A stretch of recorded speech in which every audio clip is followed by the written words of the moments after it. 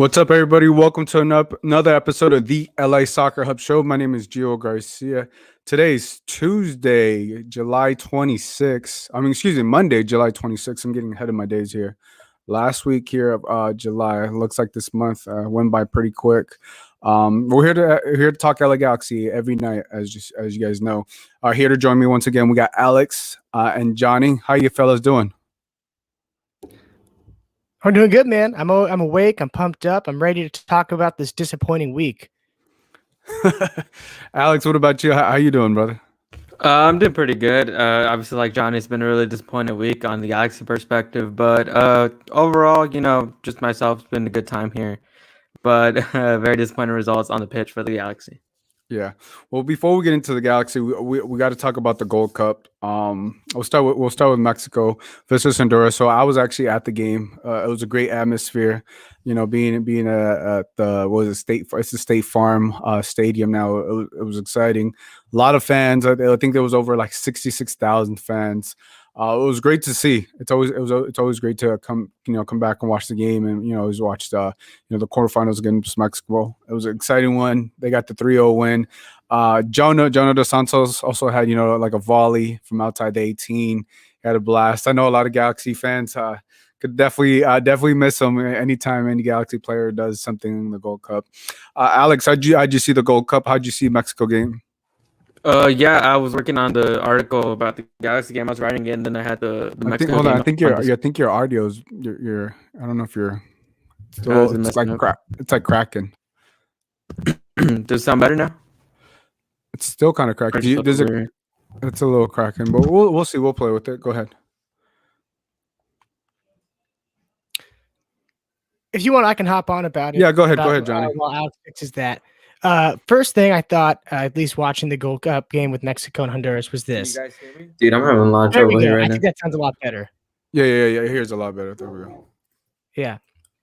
But I think that's the Mexico. I'll be back. You guys can just ignore me for now. I got some troubles right now. Don't worry, man. I think that this is the Mexican national team that we've been waiting to see. Seeing Jonathan dos Santos take that shot is honestly not even surprising to me. He kills it for that national team whenever he plays. But this is the team that we've been waiting to see the entire tournament. The only thing I have to say is this. The second that they were up 3-0, they really slowed down a bit, which, it obviously is like, you don't need to win 5-0 or 6-0, but I think it matters in the terms of how they've been doing this entire tournament, and having a high scoring game like that in my head does matter. And that's the only negative I have to say is they just seem to slow down after they got that third goal. But it was a fun game. It was an exciting game. There's really nothing else to take away from it. Mexico's going to move on. I don't think we expected anything different, but it was fun. Yeah, no, I mean, me just even being at the game, just everything, the pregame festivities. It was actually raining. Before it was actually raining a couple of days, so I got here a couple of days before. It had been raining in Phoenix for quite a while. So people still showed up. People showed up, for the pregame festivities. So even in the game before that, Qatar and El Salvador got to play as well. Qatar is looking good too. I should say that Qatar is looking very good, very surprising, and obviously they're going to go to the semifinals against the U.S. men's national team. So we'll see how that goes. But yeah, for Mexico, like you said, Jonathan dos Santos always shows up. He always seems to have one of these big games, and I actually got his goal here, and I want to play his goal. There's recognition of passing and then brilliant goals on top of it. Look at this strike from Jonathan dos Santos through traffic in the side of the net. Great connection. Folks, that's exactly how you want to hit a volley. It doesn't get much better than that. And look at the joy. It says it all right. Yeah, you could definitely see. I mean, Jonathan dos Santos is always wears his emotions on his chest, and especially him scoring a banger like that. It's always a good thing, right? If you're a Galaxy fan, hopefully he can bring that back over once the Gold Cup finishes up. But yeah, I mean, it was good. But the other team, obviously, that got to play was the U.S. men's national team. They won it was a close one. It was a tight one with Jamaica. Johnny, how'd you see this game? Oh, man, it's just terrible. Same U.S. men's national team that we've had this entire tournament. No creativity. It's back and forth against a team like Jamaica, which, that should be a comfortable win. It's just it was a sad game.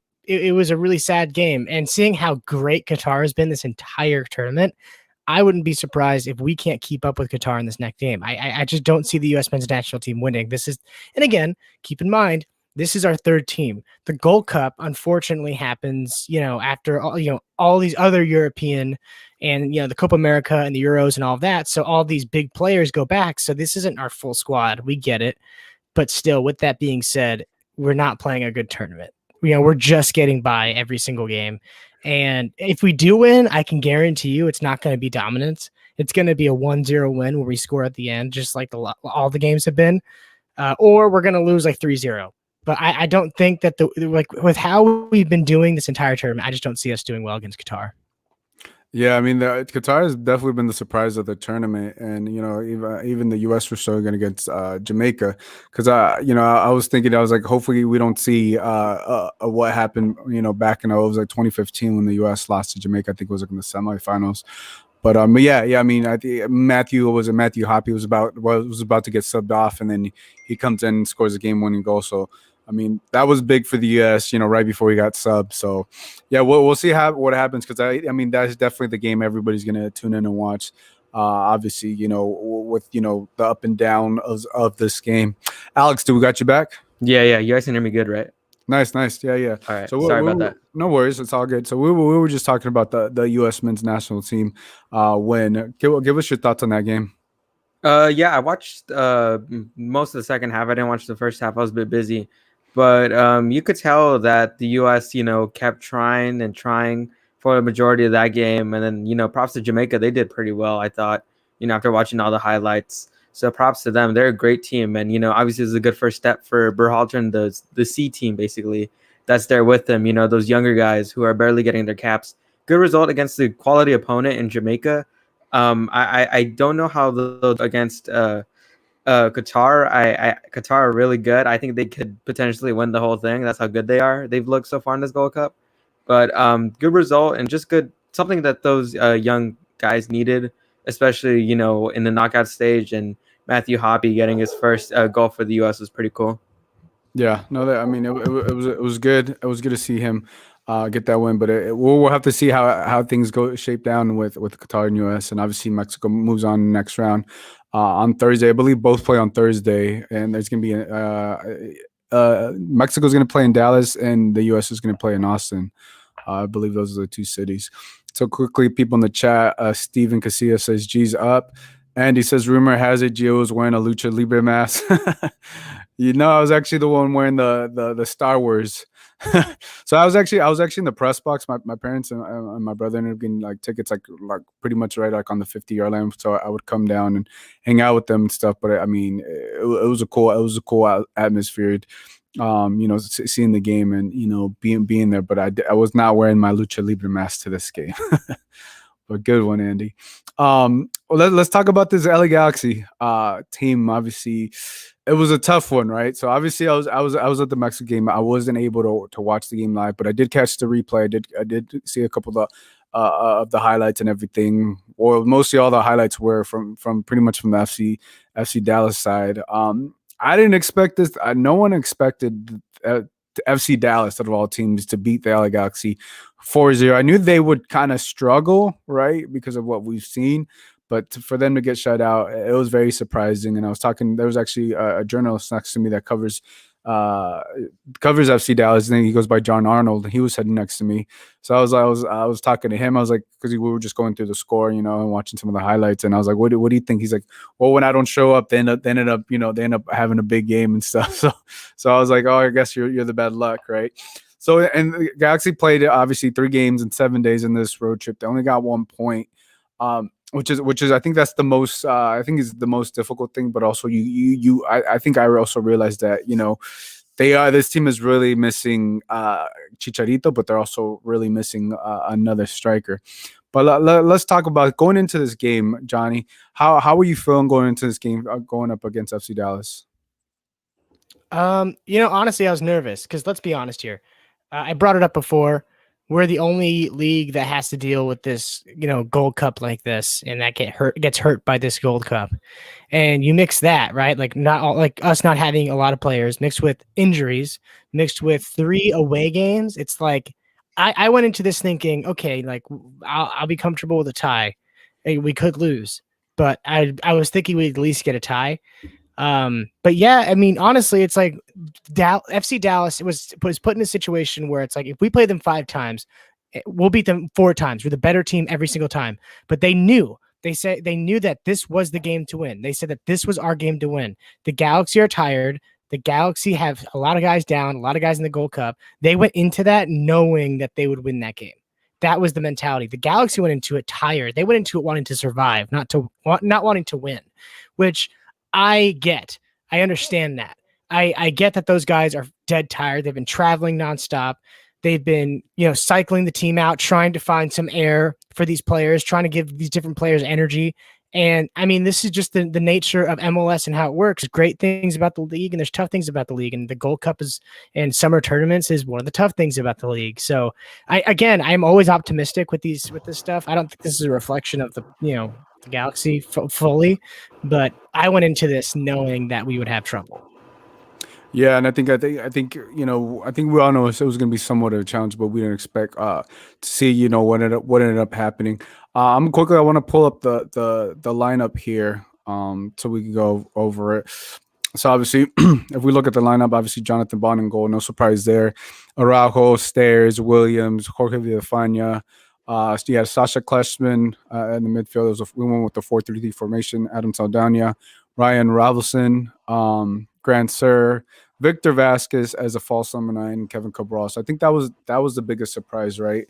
Is Victor Vasquez playing the number 9? It wasn't going to be Ethan Zubak or anything like that. So when you saw that, Alex, what were your thoughts?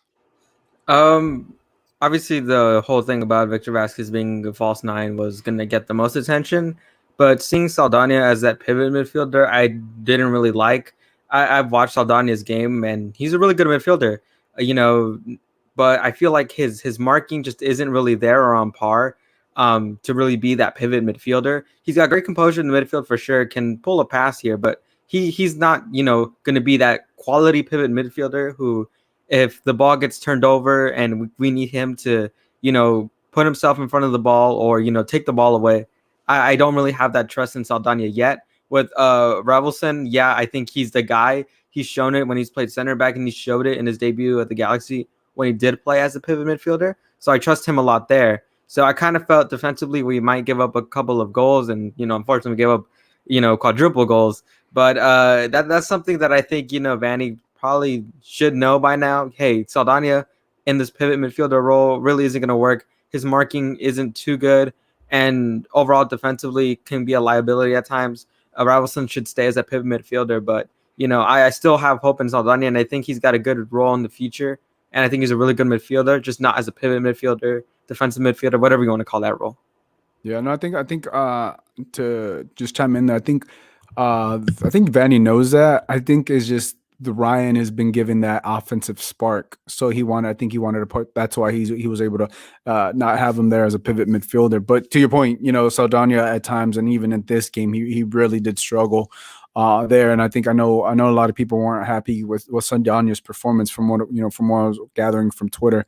What were your thoughts, Johnny, on this lineup and what you saw? I think this lineup, when I first looked at it, it was me thinking, okay, Vanny's trying new things. He's trying new things with with the tools that he has. I think he put Vasquez there because Vasquez has been in the midfield. Vasquez is a little older. He's been playing every game in this away trip. He's probably like, okay, maybe I can save some energy with Vasquez up top. He's also obviously a reliable player. We feel comfortable when he has the ball. He can score. He can do everything he needs to do up top. And I think that was Vanny's mentality with it. But the big problem is we took away that reliable midfield. I always am critical on Ethan Zubak, and I would much rather have Vasquez in the middle and then Zubak up top than have Saldana start. And that's not anything necessarily against Saldana. I just think that he's just inexperienced. He has to put his time in as a sub. He has to learn a lot more. You could tell that he's not all there and then he's kind of in his own head during games. And I think him starting center mid is just so. It was shocking to me a little bit, but I get it. And again, I go back to my last point. You're going to have to do crazy things with what we have. We have 3 away games. They've been traveling. They're all tired. We don't have a lot of our starters. Like, you're going to have to kind of do like these weird lineups just to get by, just to survive. And that's what I think Vanny was doing. And that's why a lot of the Galaxy fans shouldn't be pressed about it. I know Dallas, okay, we lost 4-0 to Dallas. That sucks. Dallas played like a fantastic game, and they were in a lot better. They're in a lot better of a spot than we were. So, I think the lineup was weird. But I also think, we need to get back home. We just need to get through this and accept the loss. That's really it, Yeah, I think it makes it makes it difficult with how the game was played. I mean, I think the first 6 minutes from what I caught from like the replay was, Victor Vasquez had a shot on goal. I think he just missed it just wide left in the 6th, 7th minute. I mean, he could have opened up the score, and this game could have looked a lot different. But there were some opportunities there in that first half. Unfortunately, what's the guy named Pepe? This guy ended up having the game of his life, and obviously he's been having a great season, for FC Dallas as well. He's only 18 years old. Ricardo Pepe, so he ended up scoring in the 27th minute, and again in the 44th minute. Which made the game going into the half very difficult. Tony in the chat says, if we were going to get killed, we could have at least got killed with our youngsters and saved the starters' legs. Who knows? The young guys could have surprised us and probably got a tie. Well, no, I don't think they knew they were going to get killed. But I think after I listened to the press call and I listened to what Greg Vanny said after the game. He said as soon as that third he talked to the team obviously at halftime. How to get pretty much get back into the game. Obviously not concede right away. But as soon as Pepe's goal came in the 50th minute, then I think that's when he knew. He was like, all right, let's start switching things up. Obviously, let's get some of these guys out. Which is unfortunate because obviously you don't want to put a performance like that. But when you're getting killed, it's time to put some of the youngsters. And I think that was Greg Vanny's thought process after the third goal. Unfortunately. Alex, what were your thoughts when you saw Pepe having that type of performance against the Galaxy? Honestly, not really too surprised. Pepe this year has had a really good year, and I think he's probably gonna be the next FC Dallas player if he keeps this form up to maybe get a move to Europe because he looks really good. He's able to find these spaces and just execute on defensive errors. Like we saw Daniel Stairs, right? He got a deflection on the first goal, and Pepe was there to finish it off well. And then in the other goals, even with the space that he got, he was able to finish it well. And that's not what a lot of strikers have. Usually if the spaces are getting tight and closed, you kind of lose that composure a little bit and freak out. So seeing Pepe, perform well at that level was really good to see. And overall, I just say that, while watching this game, it was frustrating to see how in all the 3 road games that we had, we started off on the good foot.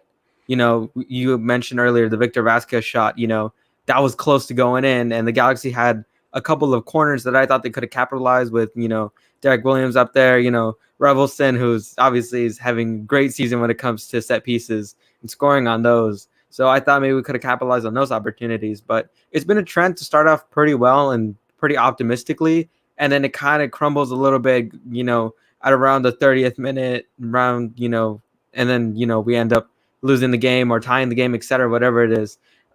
So it was kind of disappointing result, but, props to Pepe. This is a big accomplishment and, we should be proud of it as Americans, hopefully this kind of can be the big next American striker, but we'll have to see how that goes. He did good against the Galaxy. Really wish it wasn't against us, but hey, great game. And I just need the Galaxy defense to I think this can be a wake up call for them for the rest of the year.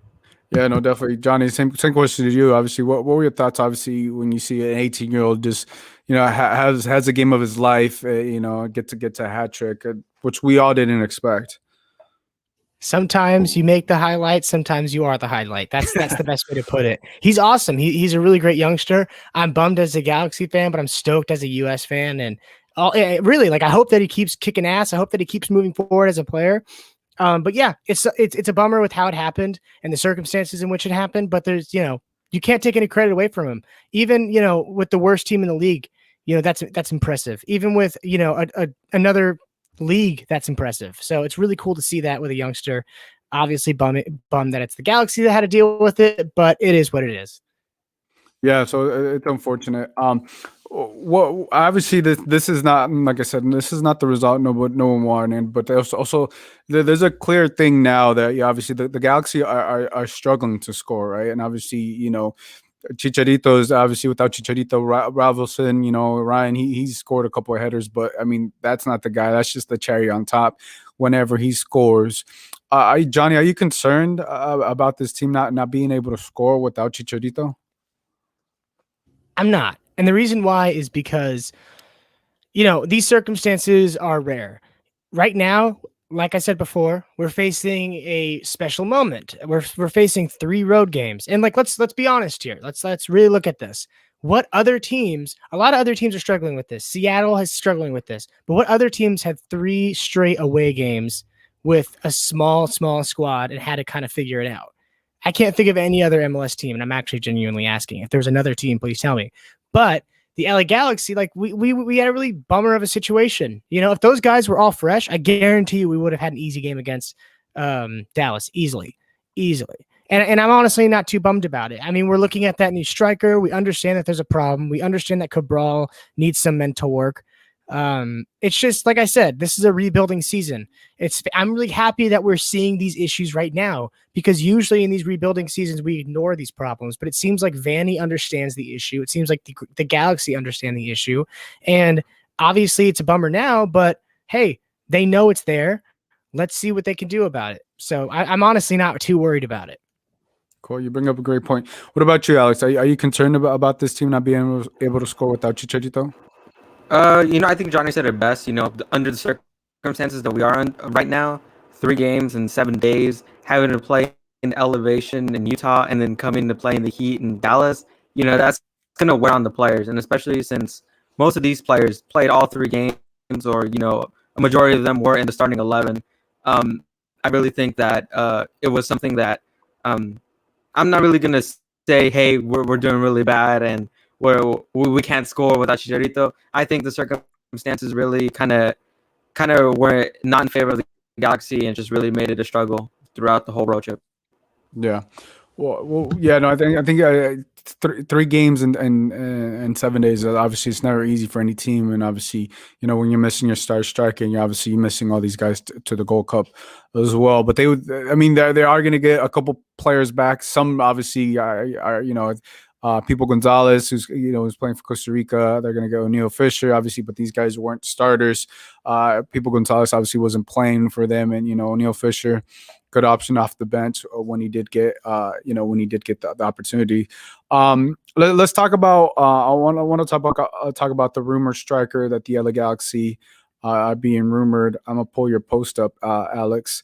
So we got here, I'll just read your post. The LA Galaxy reported close to signing 21-year-old Serbian striker Dejan Jovolic. I know I probably pronounced it right.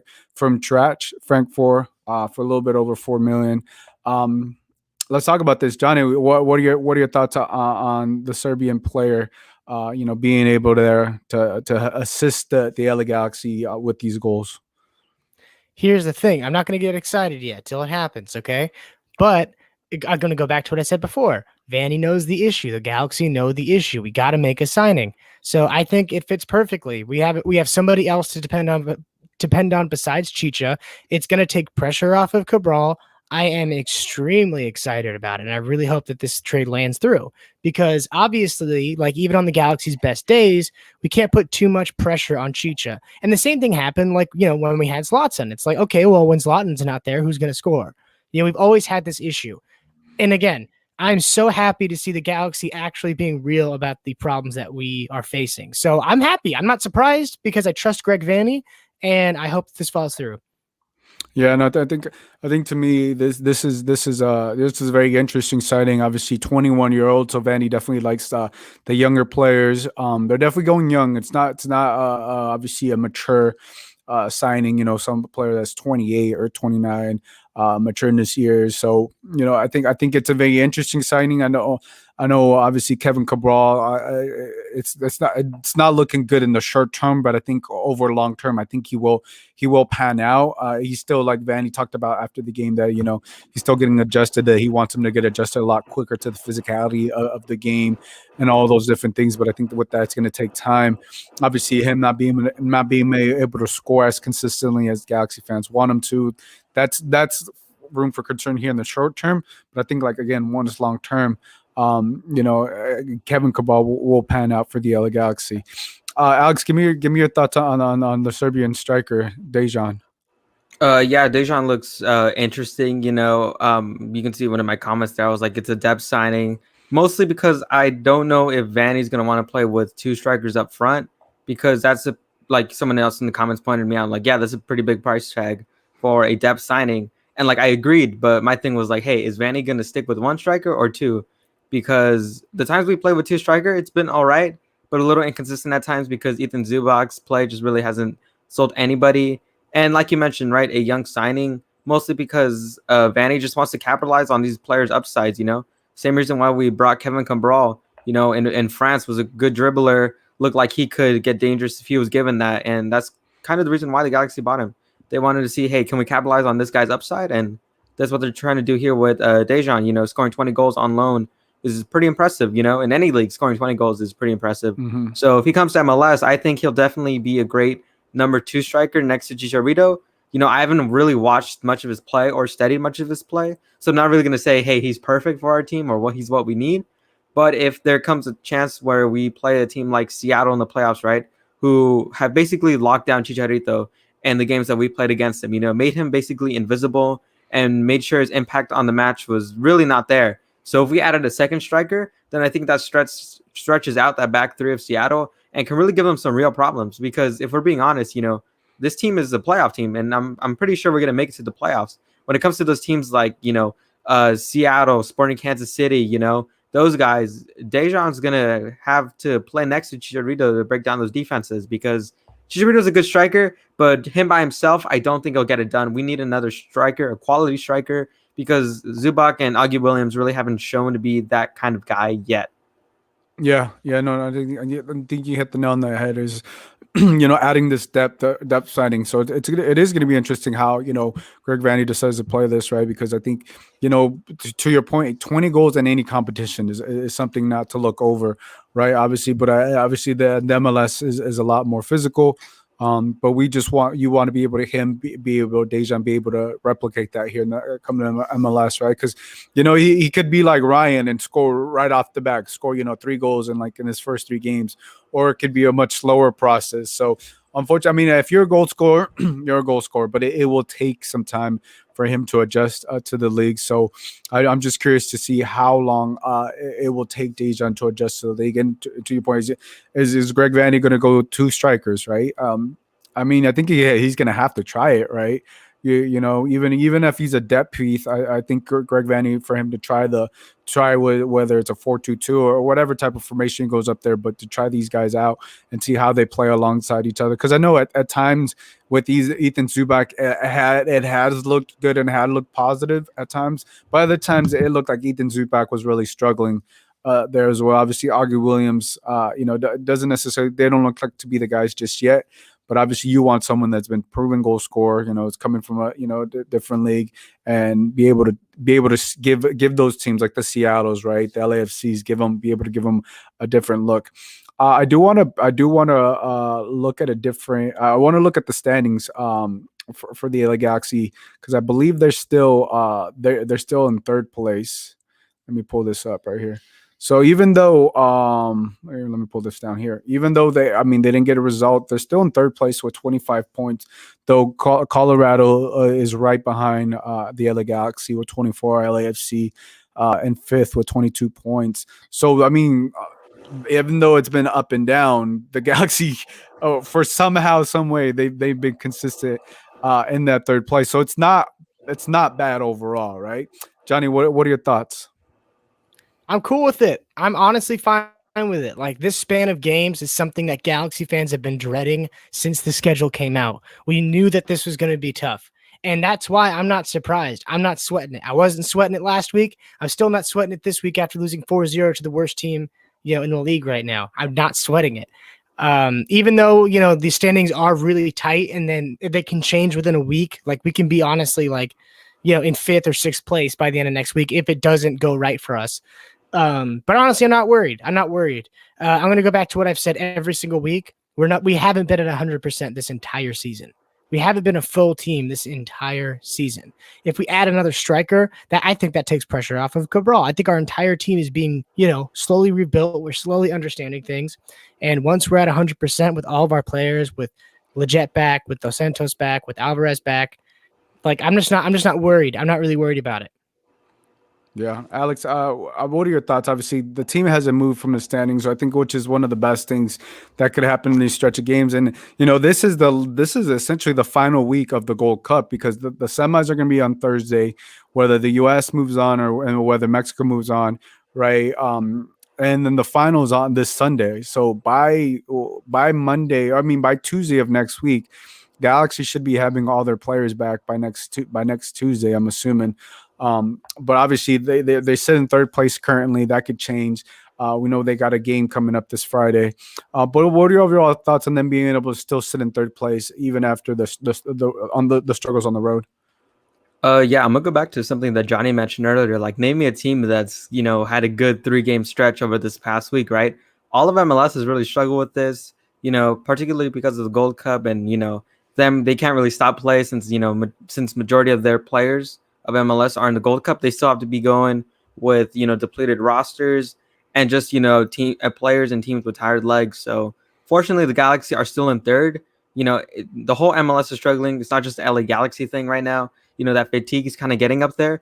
But like you mentioned, Gio, right? At the end of the week, we'd be 5th, 6th, in a matter of a couple of days, right? So the Galaxy are going to fortunately get some players back, and they've held it down really well. Sure, this 3-game road trip really wasn't that impressive, but hey, we're still in 3rd. We still are missing our key pieces, but we still look like we have a decent team. We're just missing finishing, and that's all. We're missing the goal scoring. That's all. It's not like we can say, hey, our midfield's horrible. Our defense is the same as it's been for the past 3 years. It's been subtle improvements on the defensive end, and the midfield, has shown that there's quality depth pieces with Kleshin, with, Vasquez there. They've shown that they can play at that high level still, and they're not really considered our best midfielders. So I'm really proud that we came out with, a couple of new things to learn and just overall experiences that we can build on and experiences that we can really, start to analyze a bit more and figure out what's going wrong here and there. Because we're still in 3rd place, it's not time to, freak out. It's not like we've out of the playoff picture completely at all, like some other teams. We're still in this and we're still holding it down really well. So there really shouldn't be too much to be concerned about because like all LA teams across all LA sports, our team hasn't been at 100% or we haven't had our 100% roster. Yeah, no, I mean, I think, look, it hasn't been an easy situation for the Galaxy, right? But it's also hasn't been the worst situation. They didn't drop out of the playoff standings or anything like that. I do want to talk a little bit more on the French players, particularly Kevin Cabral and Samuel Grandsir. We do have a comment here. Ramses says our French players are soft, which is like he's being honest there. I don't know if they're soft. I think they're not as physically. Well, let's be honest. Kevin Cabral, which they're underwhelming. Yeah. When it comes to the physical, I'm just surprised that he's not able to adapt to the league or essentially be able to see that like, hey, these guys are playing me physically hard, right? Or you be able to use his speed and be able to use his body in a different way to beat these defenders. I think that's the thing that's kind of surprised me. That obviously, you're right. Look, he's not gonna hit the gym today and and hit the weights and everything's gonna change right away. But I think when the physicality is a lot different from where you're coming from, I think he just needs to be able to use his body in different ways and be able to read that they're going to hit him or they're going to touch him up right away. And I think that's the biggest surprise for me, that he hasn't been able to adapt to that right away. Because typically, obviously I think we've all played, but when someone's going to hit you and they're going to do some, they're going to come after you, and they're going to try to throw you off your game. You try to right? You try to get ahead of that. Johnny, what are your thoughts on Kevin Cabral struggling with the physicality of this league? You mentioned this earlier in this broadcast, but I agreed with you. You said right now in the short term, it's not really working with Cabral, but in the long term, it will. I think that's what's going to happen. This has been a big learning experience for all of our French players, but Cabral, in particular. With these last couple of games, it's so hard to like get a good opinion just because it's been so hectic for these players. It's been so nonstop. And yeah, I think that it's just going to take, again, I've been saying it for a while, but it's going to take Kevin Cabral some time to get acclimated. He isn't doing well, obviously, like we all know it, but it's just a learning experience. He's just got to understand the pacing of MLS. He's got to understand the physicality of MLS. He just has to, learn how the game is played and do better. I think Grand Cyr, I think we're all on the same page about this. I think he's been doing great. But again, just a learning experience, and it's hard to take these last couple of games as an example of how these guys should be playing, because I think that they're playing like on empty. Their fuel tanks on empty, so it's like it's hard to like gauge out how they should be doing. Yeah, no, it makes it very, very interesting, right? Like I said, Cabral will pan out over the long run, but I think to me that's the biggest thing that I've been confused watching him play. Look, you're gonna get hit. Like, I know you guys are watching film. You got the speed, man. You got the speed. You got the agility. But it is gonna take some time. Alex, what are your thoughts? Yeah, Cabral. They're playing him a lot more physically and really concentrating on him a lot more. And also too, Joe, you mentioned, right, that anticipation where you're going to be where the defenders can be a lot more physical with you, where they're going to shield their body a bit more and try to do that with you. It should be there for Cabral. He's played, I think, maybe like 10 games at around there. So he should kind of be keeping that in the back of his head, be like, hey, they're going to play me a lot more physical, and I got to be more I got to have better ball control, try to escape those defenders and just use my speed, because it's there. We've seen that speed. We've seen that little boost of acceleration he can have when he's, doing these good runs, especially the one against San Jose, right? Going through a couple of defenders there, dribbling the ball while chipping it over the keeper. But unfortunately, the defender clears it off the line. And that was going to be a great goal. We know he has it in there. And it's really all kind of like a mental thing. Really, I think a lot of Galaxy fans can agree with that, because it's not like he's a horrible player where you're like, oh man, he's not fast enough, he's not quick enough, he's not sharp enough. He has all those qualities. It's just right now, mentally, I feel like there's a lot of pressure on him right now, and that's kind of getting to him. Understandable, going into a new country, a new league with new people that you really haven't really talked to, new coach, and all those changes coming in. Fortunately, he has somebody here like his brother who's playing for G2. So that's kind of a little bit more helpful. But I can understand why his form really isn't, too well. But at the same time, you really got to be, taking notes and figuring out, hey, this is how I should play to get a competitive advantage. Granzier, Johnny mentioned the best. We're all on the same page where we think he's been a baller so far. He's impacting the game in a lot of different ways, not just by scoring goals, and that's what's really important.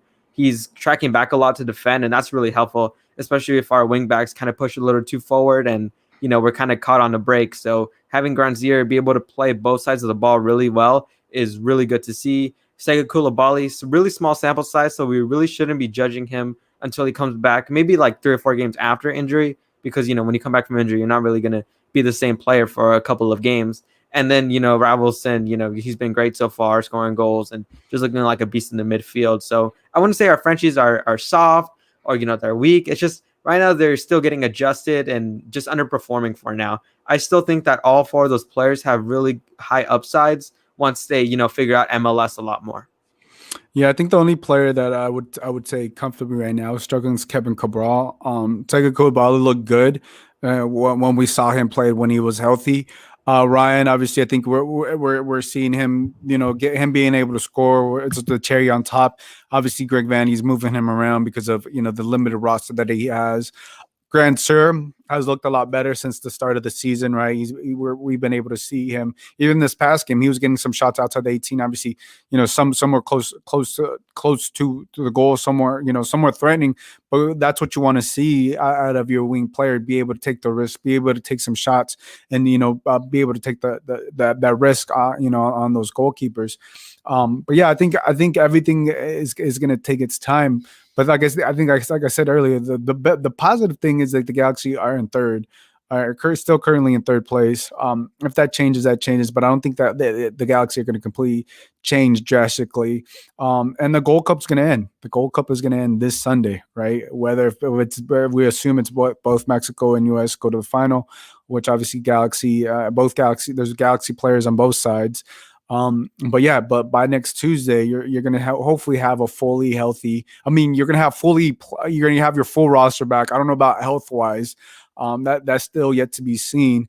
But let's talk about this game on Friday. Obviously, the Portland Timbers coming to town. I mean, they're always not an easy game. Right? They I think they just came recently. I know they ended up beating LAFC their previous game. But Johnny, what were your thoughts going into this game? Obviously, it's going to be a homestand. We know that they're going to wear the throwback jerseys, the community kit jerseys. What are your thoughts going into this game? It's tough. I'm optimistic because we have Chicha back and we have a goal scorer. I think that's going to take some pressure off of the guys. I think they have time to recover. But the question is who has more starters? And I think that, and whose team is a bit more complete. In this current stage, I would say Portland, because I still think Vanny's going to have to scramble a bit and kind of figure out, okay, who do I want in the midfield? Where am I going to, what's going to go on with Cabral? There's a lot of questions going into it. I think we can absolutely get a win. I think it's unlikely. I think it's more likely we'll get a tie.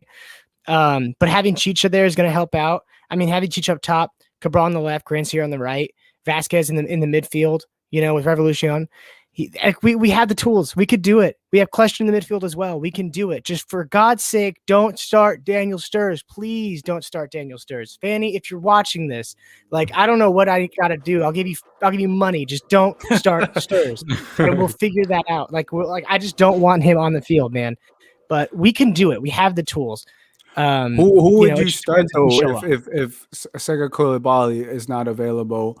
Who would you outside of Stairs? Because I hear what you're saying, but I think it's also would you rather Nick Napoli obviously start?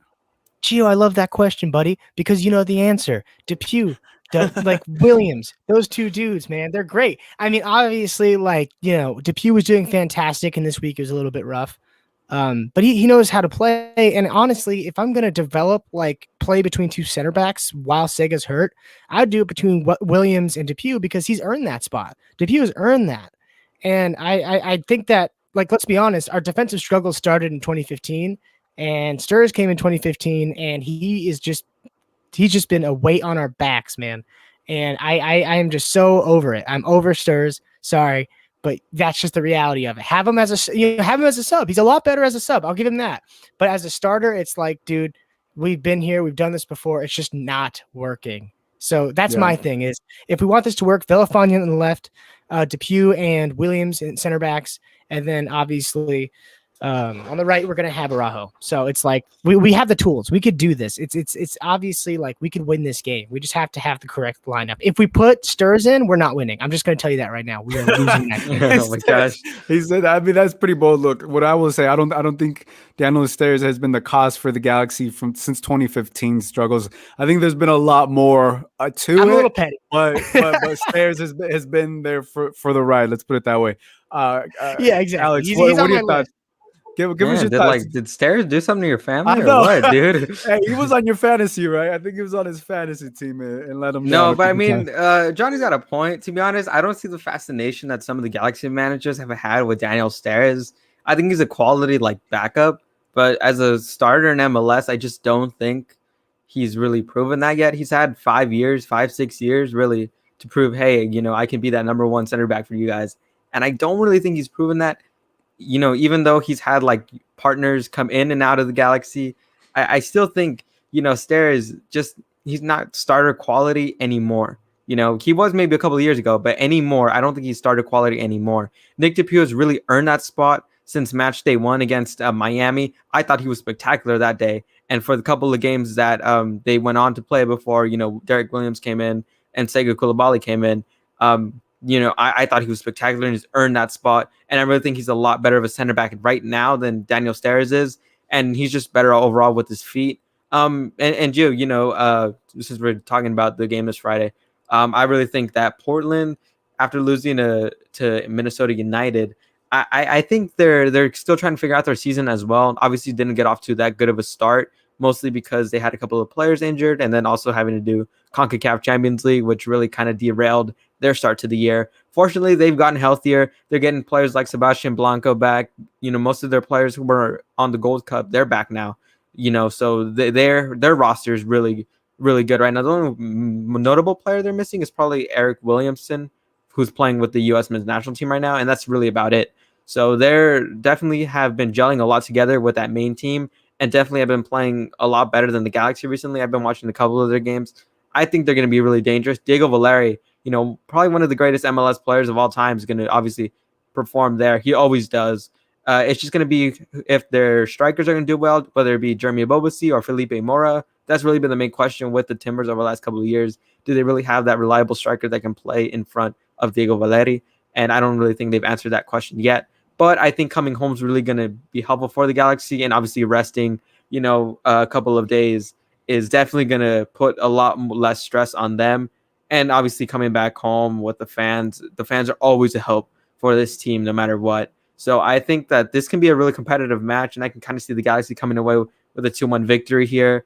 Portland are going to be dangerous all game. As mentioned, Valeri, one of the greatest MLS players, he's going to play really well regardless, So it's really going to come up to the wingers, whether it be Cabral or Granzier. I think Granzier could possibly get his first goal here, just because I think there's some spaces that he can exploit on the wing backs for the Timbers. And we didn't really get to see that the first time they played, since he came off injured with, I think, an ankle injury. So he really didn't get to play too well. But now that he's on a roll right now, I think this is the perfect time to really score his first goal in front of the home crowd. And I think the Galaxy will win this 2-1. As I was hearing you talk about the Timbers, you hit on a lot of great points. Sebastian Blanco, Valeri, obviously, I think he has now over 100 goals. I think that was the stat that the MLS people pulled up. We're also forgetting that there is maybe some animosity for what Derek Williams did. Obviously, this is where he got his suspension. This is a team, obviously, he had that nasty tackle that he completely timed wrong. And I forgot the player's name who he ended his pretty much career for this season. Andy Polo? Yeah, Andy Polo. He ended his career for, ended his season this year. So, this game is going to be chippy. I have a feeling that obviously the Timbers still have that bad taste in their mouth. Derek Williams, was, third, fourth game back now. He's still trying to get his feet wet. So, wouldn't be surprised if Derek Williams gets targeted for this game. Would not be a surprise. Not saying that I want that, but look, that's just the way it typically happens. When you end an opposing team's players season for the year. So that's on all sports. So I hope it doesn't happen, but I really feel that this will be a chippy game to say the least, and we should all just watch out for Derek Williams, because he is going to get I have a sense that he's going to get some hard tackles coming his way. But that's just the way it is, and it's unfortunate the situation with Derek Williams. But look, this is not going to be an easy game for the Galaxy, but you are going to have Chicharito back. But I also wonder how many minutes Chicharito will play, because I see Chicharito coming in as a second half sub.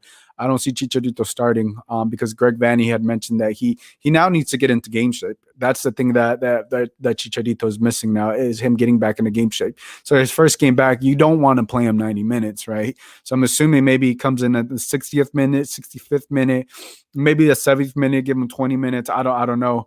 So obviously you're still going to be without your main striker. We don't know when Dejan will be available or when they'll be able to finalize that deal.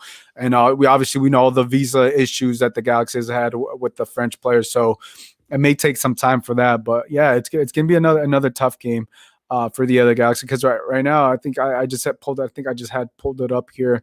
Let me see if I can go back. you got the Timbers. I think they're currently sitting at 8th place in the standings. Let me pull this up. Let me see. They're in 8th place right now in the standings. So yeah, they're definitely fighting for a spot on the playoffs. But yeah, it's not going to be an easy game, but it's a game that I think we all expect that the Galaxy can come away with some points. 3 points. I think that's what we're all hoping for. Guys, any final thoughts?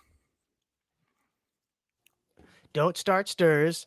I agree with the Chicharito sub thing. That's the sub idea. That's fantastic. I would hope that they would use him as a sub. We could do this. We could win this game. Like, we have all the tools we need, but so does Portland. I know it's going to be an exciting game, but I hope that we can walk away with the win. To all the Galaxy fans, are going to say the same thing I said last week. Relax. This, we understand the issues. We're rebuilding. Like, this team has a lot of potential. And all of the issues that we have are like relatively like easy fixes. It's just not going to happen overnight. But yeah. Alex? Yeah, what Johnny said, I really don't want Stairs playing in this game. I think Nick DePuy's all season long just earned that center back number 2 spot. I really think he's earned it through his work, through the performances he's had when he's been put in those positions.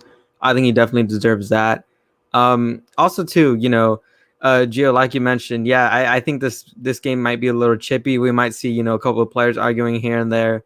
I kind of get that sense too. Hopefully, that isn't too distracting for the other players. And also too, I think the Chicha sub thing, super sub, he did that in Manchester United. Why can't he do that with the Galaxy? Maybe that could be a role if we do get Dejan, if he does succeed. If Chicha does become maybe a super sub, which I doubt, but the possibility is obviously always there. But if we can kind of see what he could do as a super sub and how that could impact the Galaxy performance, and something Greg Vanney can take notes on. And then finally, to all the Galaxy fans going out this Friday, just enjoy the game. You guys can be frustrated about, some of the players not really performing to the par that you wanted them to be, or kind of the underwhelming results we've had during these 3 games road trips. But just know they're still going to put out, their best front foot out there, still going to try to do everything to win the game. So kind of just, enjoy the game, and just know there's plenty of upside in this team, plenty of upside that there is on this team. So just be patient a little bit, and trust me, I'm sure the results are going to be there. We're going to win an MLS Cup. I don't know if it's this year or next year, but it's definitely coming soon. And the culture change that Vanney's put in the last couple of years has definitely been seen on the pitch this year. Yeah, I mean, the turnaround has been amazing in a rebuilding year. They're sitting in 3rd place. No one would have saw this coming. And obviously, I think I expected the roads and the bump a lot sooner. I didn't expect them. I expect them at the start of the year, but for them to obviously to now be having some difficult times. Obviously, it's just it's through the middle of the season. It's not surprising, but because I expected this for the LA Galaxy, I expected that they were going to have, some a difficult path, right? Now we're starting to see that, but I think for me, they're still doing good. They're doing way better than they were last year, right? Which was a terrible year for the LA Galaxy. And you're starting to get some players back. Chicharito come off the bench. We'll have to see how that looks. I mean, Chicharito coming off the bench was never a bad option. It's just seeing how he'll be able to impact the game. And another positive thing too is that they played Saturday, and they don't have to play till this Friday. A lot of the teams are playing on Wednesday, so that's a pretty big benefit for the LA Galaxy. They get a couple more days to rest, and then obviously they do play the following Wednesday against RSL. So I mean, these games are going to keep coming. So I think that the more interesting thing with all these Gold Cup players when they come back next week is how Greg Vanney will be able to rotate these guys in, because there's the Leget's playing, Jonathan Dos Santos is playing. The only one that hasn't played as much was Efrain, but he did get some minutes in. So it's not like these guys aren't fresh or aren't going to be able to play right away. So, and I think Greg Vanney talked about it in the press call after the game that depending how the quarterfinal games, those players were going to be available to Greg Vanney like right away, and it's not like say the Gold Cup ends Sunday, Monday. I mean, Vegas is not too far from LA, or Tuesday. We could see these players play that Wednesday, August 4th, with the Galaxy, and that's not too far off, So things will change for this Galaxy when it comes to the depth. But yeah, guys, I think that's all I have. Anything you guys would like to add before we wrap things up? Man, why did Mexico bring Efra Alvarez, dude? He's only played like what, 20, 65 minutes maybe? Like we could have used him here, man. I feel like Efra was just brought in that Gold Cup roster just to be, part of the Mexican national team.